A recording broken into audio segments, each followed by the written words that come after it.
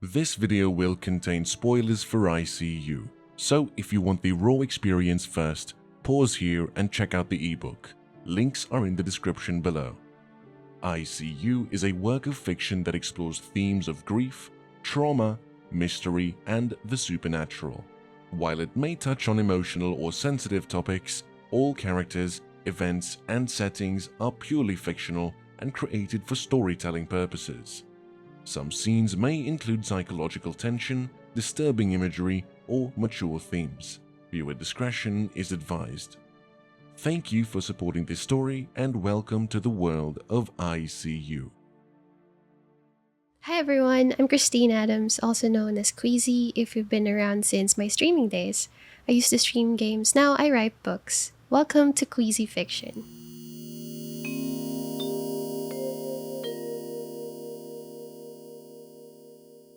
If you're new here, hello! I am really glad that you're here. I started this segment I called Kweezyfiction because we're talking about fictional stories and we're starting with the deep dive of my book ICU. If you haven't heard of ICU yet, you can watch the first video I made about the first chapter of the book. Just to keep you in the loop, this story that I'm about to tell you is something that's very close to my heart. I wrote it during one of the scariest and the toughest times of my life. I went through a kind of nightmare that no one even wants to imagine. Back in 2020, I lost my partner, not to an accident, not to sickness, but to a murder. It was truly the darkest times of my life, and honestly, I didn't want to live after that. It really felt like I was just a shell, and I just needed to exist. On top of me grieving, instead of actually just focusing on, moving forward and healing, given the nature of what happened to us, you would think that people would be much kinder and would be more understanding, but not really. What really shocked me is how much people actually blamed me for his death. And honestly, I never really said anything after that because I was trying to understand people.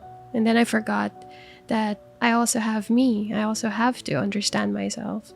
Some even said I killed him, and some even wanted me dead instead of him.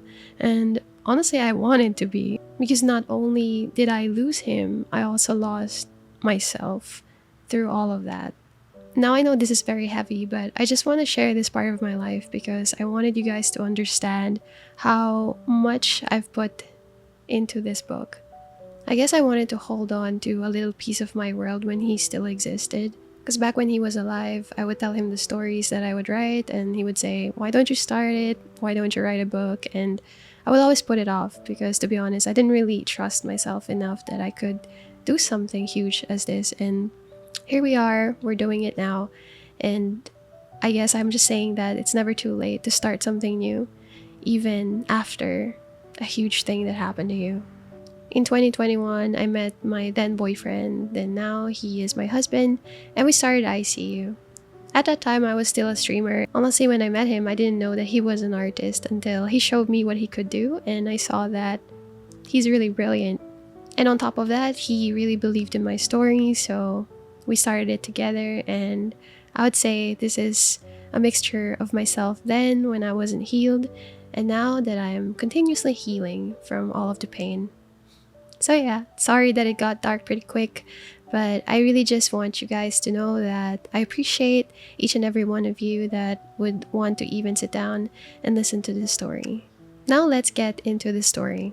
Last episode, we kicked off ICU by getting to know our MC or main character, Junie. We learned where he lives, where he goes to for school, and we also met his secret friends in Remnant University. There's Red, the star of the track and field team, known and feared by basically everyone, and of course, who would forget Mr. Clean, the most handsome janitor in the universe, whose one true love is cleaning. We also met Jane, Junie's childhood friend, and the huge favor she asked of him. And most importantly, we got our first glimpse into Junie's supernatural connection. Can he really see ghosts? We ended the chapter when Junie and the crew were faced with a cleaning job at Linda McClave's house, and Junie chose the attic.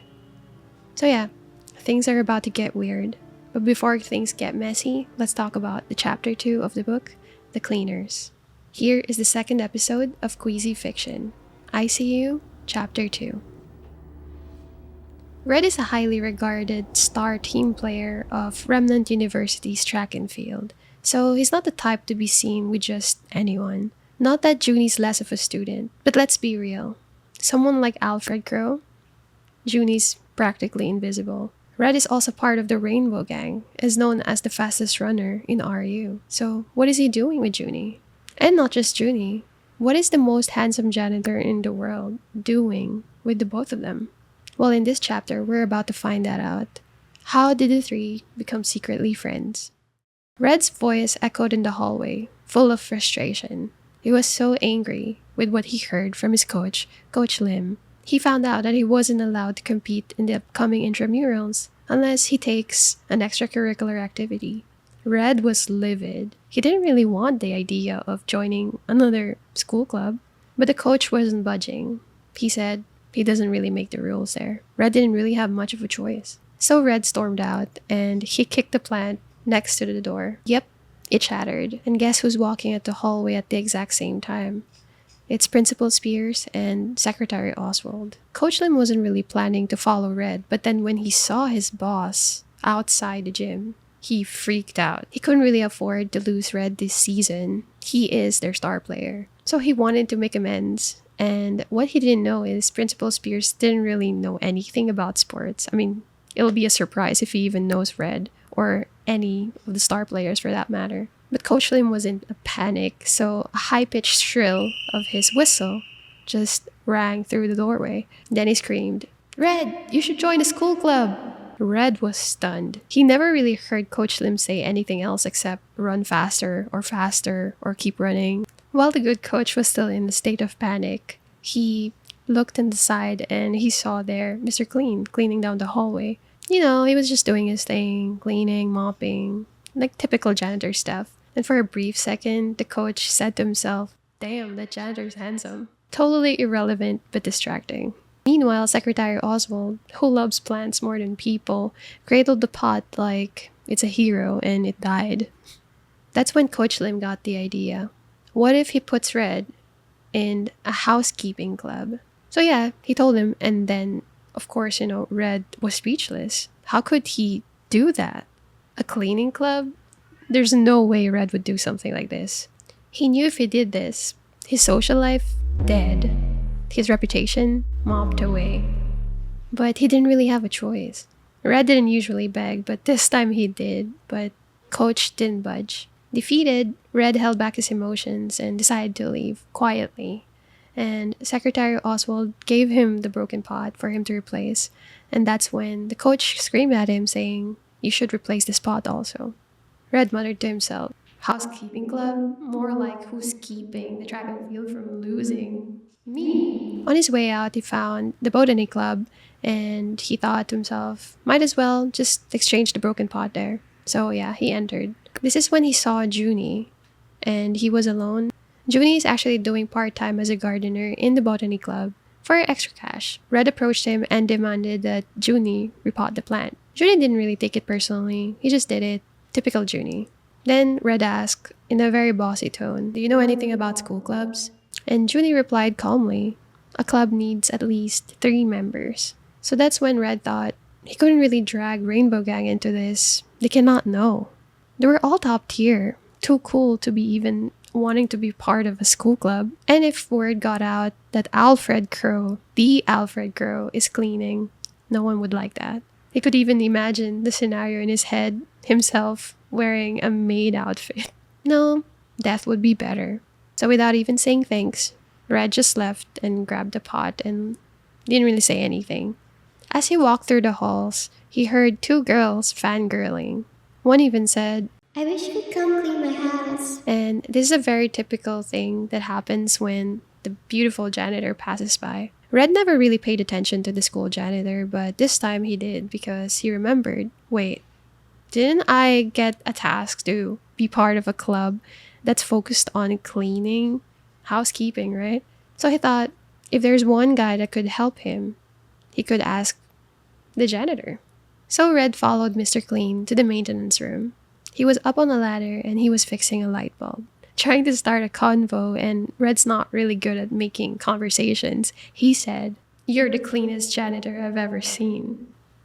No response. Mr. Clean didn't even look at him. Red doubled down. "I mean, not that janitors are usually dirty, but I just see that you're exceptionally good at cleaning things." Mr. Clean finally turned deadpan. "Do you just come here to tell me that?" Red froze. Oh my god, this guy's intense. So he tried again. Quieter this time, more meek. "I was just wondering if you could teach me how to clean." Mr. Clean didn't say anything, but he flipped the switch on, and he looked ghastly. He was scary. So Red felt like maybe it's time to go. Maybe he's not really that friendly. So when he was about to step out, suddenly, "Of course I love cleaning. Wait, are you Alfred Crow? The Alfred Crow?" Mr. Clean's entire vibe shifted. It's like a different person. Big smile, full of energy. Red honestly didn't know how to react. Actually, he preferred the scarier version. Then Mr. Clean didn't stop talking about cleaning. It was a lot. And then out of nowhere, he mentioned the gun. Of course, Red stopped. "What? A gun?" But Mr. Clean clarified it was just a figure of speech. Or was it? Red found it very interesting. Maybe Mr. Clean wasn't just a janitor. Maybe he's living a double life. Instead of avoiding him, Red saw this as an opportunity. So he got real with him. Well, kinda. "I need extra cash. So, could you teach me how to clean?" Then Mr. Clean, from very cheery state, he suddenly shifted to this scary version of him again. "Money, huh?" Then just as fast, he shifted again. "Then from now on, you're my disciple." He's weird, yes, but very useful. That's what Red thought. So with that, the two decided to meet each other at the marketplace. Mr. Clean and Red met at the fish stall. Both of them are waiting for something. Well, Red didn't really know what they're waiting for, but Mr. Clean was so sure, and he has this locked-on look on his face. Mr. Clean kept reaching into his pocket, and Red noticed this. He was pretty tense. Then out of nowhere, Mr. Clean asked him, "Are you ready?" "For what?" Red thought. He wasn't really sure what Mr. Clean was talking about. Now, to be honest, Red always carries this balisong, you know, the butterfly knife, but today he wasn't really sure if he's ready to use it. Then Mr. Clean started talking again, voice very low. "So, there's this woman." And that was enough for Red. His brain short-circuited. His thoughts were running really fast, faster than his legs, and when I tell you, Red really runs very fast. Before Mr. Clean could even finish, Red already panicked. He screamed, "Ah!" Mr. Clean paused, and he put back whatever is in his hand into his pocket. Then he asked Red, "Is that a knife?" Red, wide-eyed, immediately put it away. "I'm not here to clean up anyone, Mr. Clean." Mr. Clean looked kind of confused, and then he pulled the thing out of his pocket slowly, and he said, "We're not here to clean anyone. I just wanted you to give this to her." On his hand is a chocolate bar. Red stared. "A chocolate?" There's a woman that he wanted to give a chocolate to, and she always buys fish at the market. Mr. Clean clarified that he's just asking Red to do this because he thought he needed extra cash and, you know, little errands. Right then, Junie just happened to walk by, and on his hand, the fish that his mom asked for her fish stew. He's completely unaware of the mini crime that the two were contemplating on doing. Mr. Clean noticed him and waved. "Hi, Junie." After all, everyone knew Mr. Clean from school. But what is he doing with the star player of track and field in the market? Red recognized him too. He knew that Junie was the quiet guy that repotted his plant at the greenhouse. Mr. Clean introduced the two to each other. Turns out, Junie actually helps people at the botany club, even though he wasn't really part of the club, just for extra cash. Red, seeing how chill and quiet Junie was, they found that this was a brilliant idea. This guy's perfect. No questions, no gossip, easy to work with. Without even asking, he practically forced Junie to be part of the club. Junie just nodded. It's not like he had much choice. But Red had a condition for the two. Never, ever, ever, ever, ever tell anyone that he's working with them. Junie nodded. Sure, why not? Mr. Clean agreed. He even said, "Don't worry, I never air dirty laundry. I wash it, fold it, and label it by color." Yeah, he's like that all the time. So that's how it happened. Junie needed extra cash. Red started a school club, and Mr. Clean, well, he could clean whatever he wants. And just like that, they became the cleaners. This is the end of chapter 2. If you've made it this far, thank you so much for listening. Let me know in the comments which character stood out the most for you. If you're curious to know anything about the world of ICU, drop your questions here and also sign up for my website at Kweezy.net. It's just for free. On the next Kweezyfiction, we'll talk about chapter 3 and we're gonna continue the story when Junie entered the attic. If you enjoyed this chapter deep dive, don't forget to like and subscribe, and I would be happy to see you again. Also, if you're just in Manila, Philippines, and you wanted to see me in person and also meet the amazing artist of ICU, Yins, come find us at Philippine International Comics Festival this coming July 5 to 6 at Mega Trade Hall in SM Mega Mall. I'll be at booth D6, and I'm very excited to see you guys in person, so drop by and grab a copy of the book if you wanted to. Remember that not all horror stories have jump scares. Some just make you feel a little bit queasy. Thanks a lot and keep it real. Bye!